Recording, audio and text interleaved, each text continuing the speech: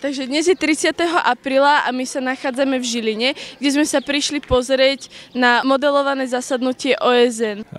ZAMUN sú anglické výbory, kde delegáti, ktorým je priradená nejaká krajina, rozoberajú rôzne celosvetové problémy v rámci simulovaných diplomatických rokovaní Organizácie spojených národov.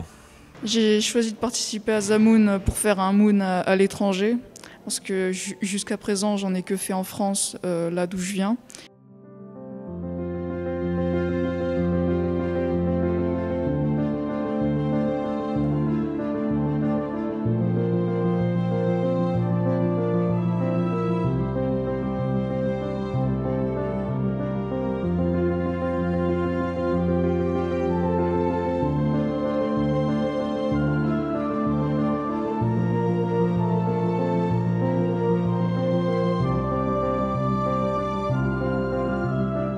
SMUN dáva študentom určite možnosti a dáva im aj skúsenosti, ktoré by podľa mňa v škole nezískali. Je to úžasná skúsenosť, spoznáte veľa množstvo ľudí z rôznych krajín, zároveň môžete využiť aj svoj jazyk, ktorý sa učíte, či už je to španielčina, francúzština, ale aj angličtina.